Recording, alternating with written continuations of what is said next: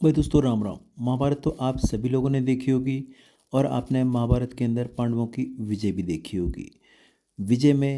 विजय के बाद में पांडवों ने काफ़ी साल तक राज्य किया। उसके बाद में युधिष्ठिर ने निर्णय लिया कि अब राज को छोड़ के वो वानप्रस्थ आश्रम जाएंगे।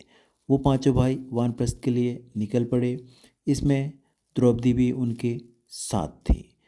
अब जब ये लोग वानप्रस्थ के लिए जाने लगे तो वहाँ जाने पे सारे के सारे इकट्ठे जा रहे थे और इनको पता था कि अब हम वापस लौट के नगर में नहीं आएंगे।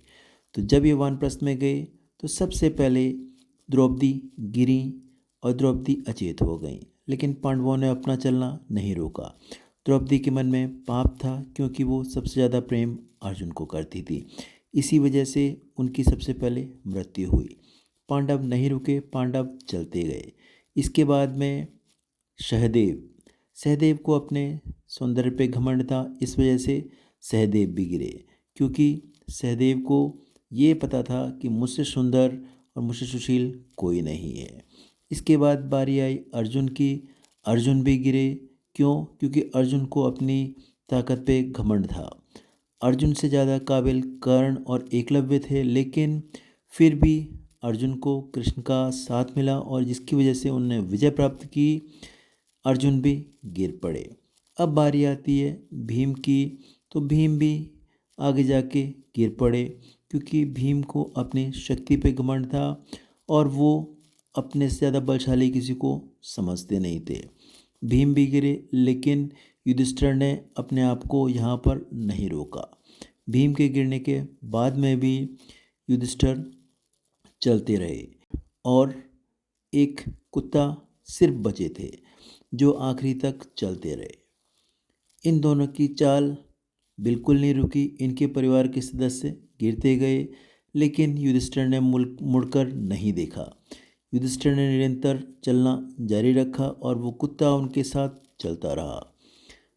वे चलते चलते आगे तक पहुंच गए, जहां पर इंद्र भगवान उनकी प्रतीक्षा कर रहे थे। इंद्र भगवान ने कहा, महाराज आपका स्वर्ग में स्वागत है, तो मैं आपको लेने के लिए अपने रथ पे आया हूँ। इस पे युधिष्ठिर बोले, मैं तो जाऊँगा, लेकिन मैं जब ही जाऊँगा जब मेरे साथ मेरे इस कुत्ते को ले जाओगे। इंद्र भगवान ने मना किया, कह रहे नहीं, आप ही चलेंगे, आपका कुत्ता नहीं जाएगा। इस पे युधिष्ठिर बोले, कह रहे मेरे सारे भाई और बीबी तो रुक गए, मर गए, लेकिन ये कुत्ता हम सबसे बलशाली है।